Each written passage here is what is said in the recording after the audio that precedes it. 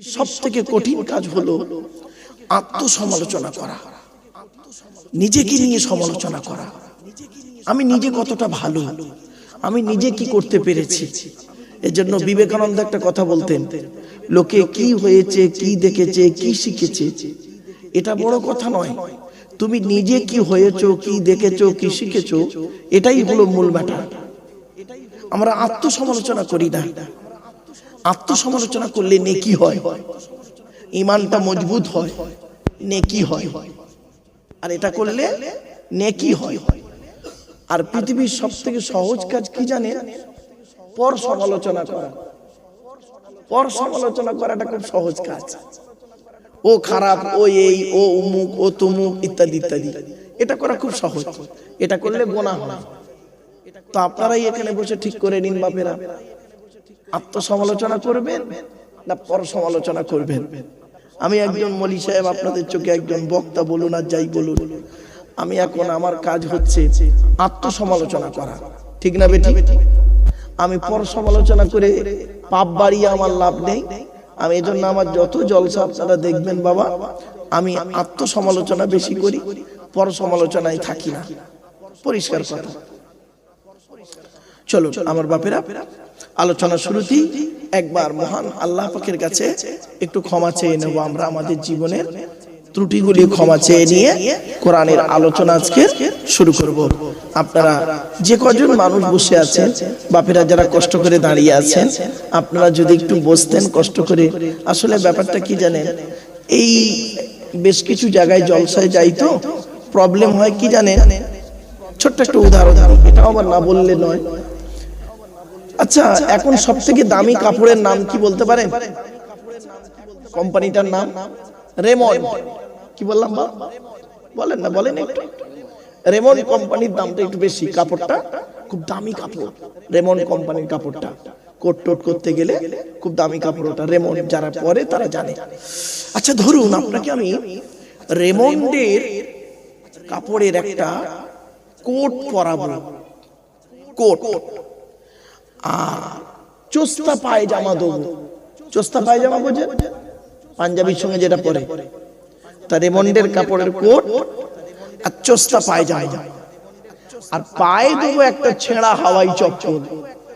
কেমন লাগলো বলো? বিচ্ছিরি লাগবে না? এই দেখেন, এই জলসার প্যান্ডেলটা ঠিক তাই হয়েছে। দেখুন চারিদিকটা দেখুন, উপরটা দেখুন, স্টেজ দেখুন, যেন মনে হচ্ছে রেমন্ডের কোট। আর খুঁটির গায়েগুলো দেখুন, চোস্তা পায়জামা। খুঁটি খুঁটি, আপনারা খুঁটি বলেন তো ভাই? খুঁটির গায়েগুলো চোস্তা পায়জামা, আর নিচেই দেখুন ছেঁড়া হাওয়াই চপ্পল। তার মানে কি, ওই চটগুলো দেখুন। এই যে প্লাস্টিক গুলো বসেছেন আপনারা, এই প্লাস্টিক গুলো কিন্তু ওই বাড়িওয়ালা নয়, এই প্যান্ডেলওয়ালাদের নাকি ভাই? ওরা কিন্তু 3 বার করে ধোয় না। কত মানুষ জুতো পায়ে দিয়ে ওঠে, নোংরা পায়ে দিয়ে ওঠে, আবার ওটা এখান থেকে নিয়ে গিয়ে অন্য কোনো জায়গায় যাবে, সেখানেও আবার সেখান থেকে নোংরা হবে। এইভাবে হতে হতে চলতে চলতে আসে। সত্যিকারের একজন নামাজি মুসল্লি লোক ওতে বসলে তার গাটা নাপাক হয়ে যাবে। একটা কথা আপনাদের বলি, এই জলসা শুরুতেই বলে নিচ্ছি আপনাদেরকে, শরীর পাক, কাপড় পাক, জায়গা পাক, এই 3টে পাক রাখবেন, তবে জলসা শুনতে পাবেন। শরীরটা পাক রাখবেন, কাপড়টা পাক রাখবেন, আর জায়গাটা পাক রাখবেন, তবে জলসা শুনে আত্মতৃপ্তি পাবেন। এটা আমার অনুরোধ আপনাদের কাছে। আর চেষ্টা করবেন অজু অবস্থায় জলসা শোনা। আপনি হয়তো ফট করে প্রশ্ন করতে পারেন, মৌলী সাহেব আপনি কি অজু করেন? হ্যাঁ বাপ, আমার এই 30 বছর জলসা জীবনে আমি কোনোদিন বেওজুতে ওয়াজ করিনি, আজও তাই। এই জন্য আপনাদেরকে আমি বলি বাপ, অজু অবস্থায় বসবেন, অজু অবস্থায় বসবেন, পাক পবিত্র অবস্থায় বসবেন। অনেকে তো এশার নামাজই পড়ে না, এই জন্য আপনাদেরকে বলি মাথায় রাখুন। তাই আমি আপনাদের কাছে একান্ত ভাবে আবেদন নিবেদন করছি, আপনারা দয়া করে মেহেরবানি করে কোরআনুল কারীমের মাহফিলে একটু বসে যান। আর যারা হাফেজ আলেম আছেন, হাফেজ আলেম যারা আছেন, নিচেই বসে না থেকে স্টেজে চলে আসুন বাপ। যারা আলেম হাফেজ। আমি তেমন ভালো হাফেজ নই, তেমন ভালো আলেম নই, তেমন ভালো বক্তা নই, তবে আলেম হাফেজদের আমি ইজ্জত করতে কোনোদিন দ্বিধাবোধ করি না। নবীজি বলেছেন, আমি বলিনি, নবী বলেছেন, কোন আলিমান, হাক্কানি আলেম হও। হাক্কানি আলেম হতে যদি না পারো, আও মুতাআল্লিমান, হাক্কানি আলেমের ছাত্র হও। তাও যদি সুযোগ না পাও, আও মুস্তামিআন, হাক্কানি আলেমরা যেটা বলে মনোযোগ সহকারে সেটাকে শ্রবণ করো। তাও যদি সুযোগ না পাও, আও মুহিব্বান, হাক্কানি আলেমদেরকে অন্তর দিয়ে ভালোবাসো। ওয়ালা তাকুন খামিসান ফাতুহলিকু, 5 নাম্বারটা হতে যেও না, তাহলে তুমি ক্ষতিগ্রস্ত হয়ে যাবে। তাই আপনাদেরকে আমি অনুরোধ করছি বাপেরা, গ্রামবাসী ভাই সকল, বাবাজিরা, আমার যুবক ভাইরা, আপনাদের কাছে আমার একান্তভাবে আবেদন নিবেদন, আপনারা দয়া করে মেহেরবানি করে এই কোরআনুল কারীমের মাহফিল একটু হাজির হয়ে যান বাপেরা। আসুন আমরা একটু মোনাজাত করব। আল্লাহুম্মা আমিন। রব্বানা যালামনা আনফুসানা ওয়া ইল্লাম তাগফির লানা ওয়া তারহামনা লানাকুনান্না মিনাল খাসিরিন। রব্বি জিদনি ইলমা রব্বিরহামহুমা কামা রাব্বায়ানি সগীরা। রব্বুল আলামিন, আল্লাহ, সন্ধ্যা থেকে নিয়ে এখন পর্যন্ত বহু আলোচনা হয়েছে মাবুদ। আমি অধম গুনাহগার, তেমন তো কিছুই জানি না। আল্লাহ, আমার আগে আমার এক ভাই, তিনি আলোচনা করছিলেন। আল্লাহ, 2-10 মিনিট যা কিছু আলোচনা করেছেন মাবুদ, আল্লাহ তার আলোচনাকে কবুল করে নিন। ওগো দয়াময় আল্লাহ, আমি অধম গুনাহগার, তেমন তো কিছুই জানি না, আমার নিজস্ব বলার কোনো ক্ষমতাই নেই। সুবহানাকা লা ইলমা লানা ইল্লা মা আল্লামতানা ইন্নাকা আনতাল আলিমুল হাকিম। রব্বুল আলামিন, যা কিছু বলাবেন, শোনাবেন, পড়াবেন, আল্লাহ আমাদের আমল করার তৌফিক দান করুন।